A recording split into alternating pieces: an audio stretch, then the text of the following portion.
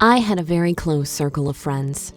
We had all been friends since high school, and graduating hadn't changed anything.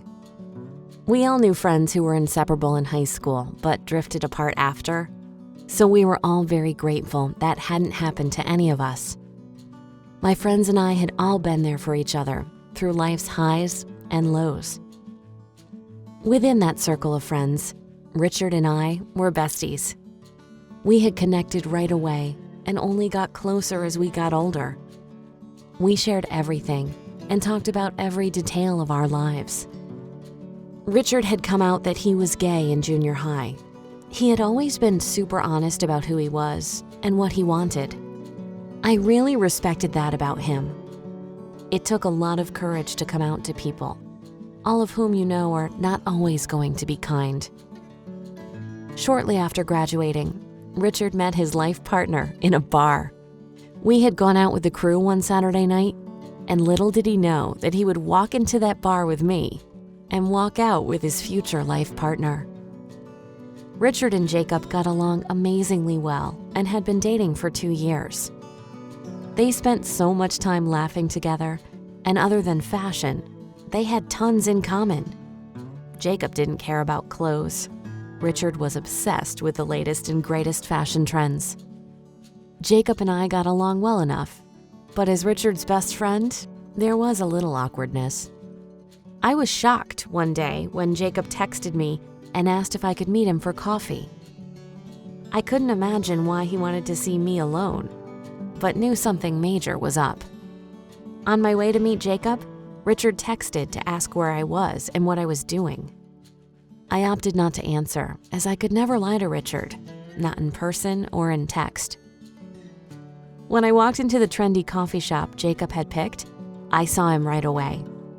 We bought our $8 coffees and settled into a booth to talk. "So what's the big secret?" I asked. Jacob said, "What would you say if I was to ask you for permission to propose to Richard?" I laughed out loud and said, "What on earth would you need my permission for?"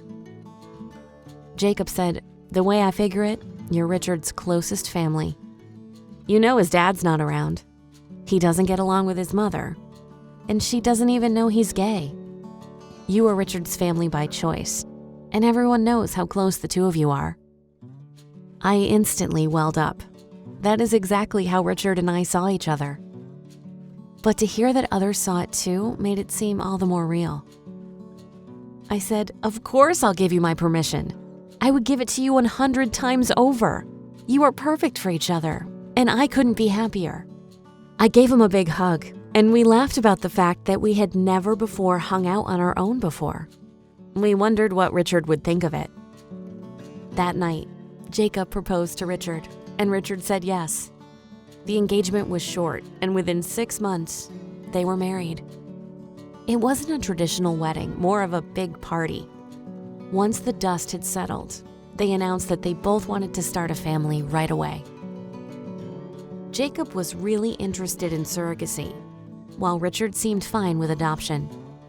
They decided to use a two-pronged approach of Richard working the adoption angle and Jacob trying to lock down the surrogacy option.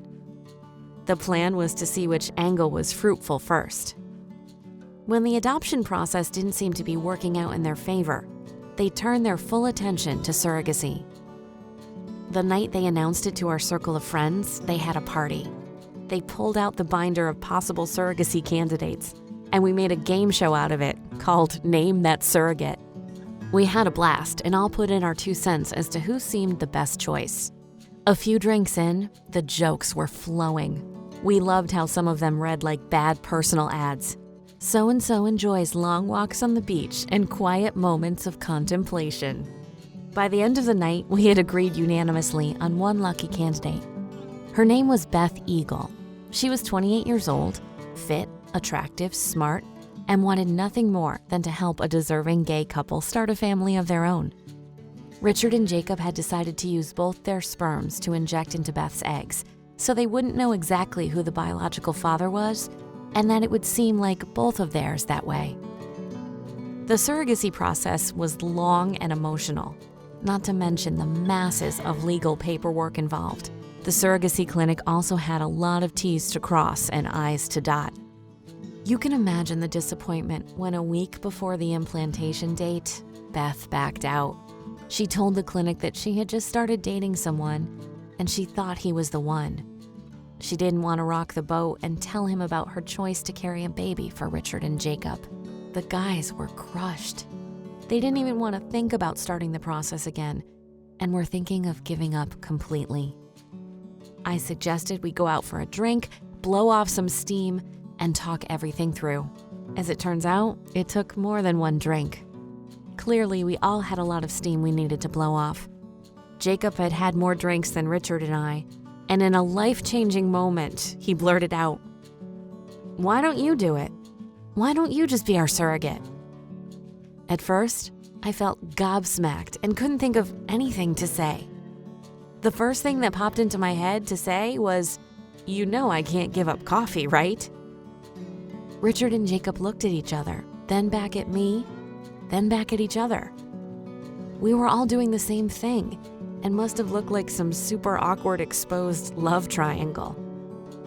Richard stammered, "Seriously, would you actually consider this?" I said, "Yes, I actually would." The truth of the matter is, I didn't know why I hadn't thought of it sooner. As we all started to discuss the various dynamics, we got more and more excited.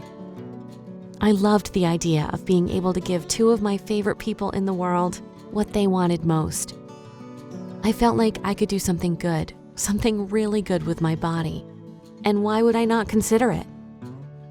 The next day, we met with the people at the surrogacy clinic and set everything up.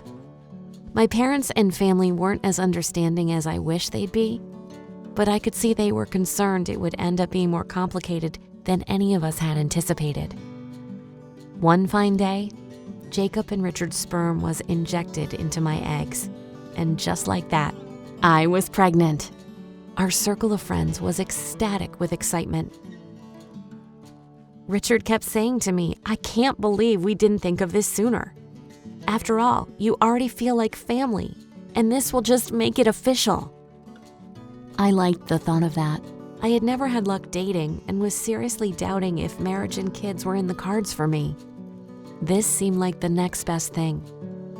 We had discussed the logistics of how we would raise the child and had settled on Richard and Jacob being the two dads, the parents, and me being the cool aunt and the egg womb donor. It was a great setup. We agreed to make all major child-rearing decisions together, a total democracy. We hoped it would be that simple, but admitted we weren't really sure what to expect.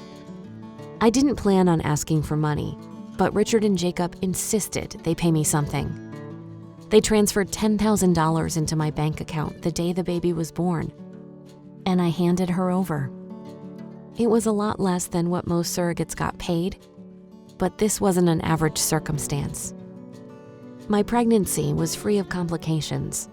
I was young and healthy, and other than the occasional morning sickness and missed days from work, it didn't change things all that much for me. When that little baby girl was born 9 months later, I held her and thought, "You did something really amazing here." I handed her to Richard and Jacob, who were obviously the happiest men around. I had made their dreams come true, and who wouldn't want to give the most precious gift to two of the most precious people in their lives? I couldn't believe how different our lives had become as a result of one drunken blurt out at a bar. I look back and thank my lucky stars that Beth backed out when she did. I can't help but wonder how different our lives would be had everything gone according to plan. Moving forward, we all settled into our routines. I was a big part of their life, and they of mine. When people ask me how we came about creating our non-traditional family of 4, I just say, we make our own rules. If I'm in a particularly feisty or a mischievous mood, I'll say, "My best friend paid me to have his baby," and watch their jaws hit the floor. To watch more animated story videos like this, hit that subscribe button. And tell us in the comments section what you thought about this story.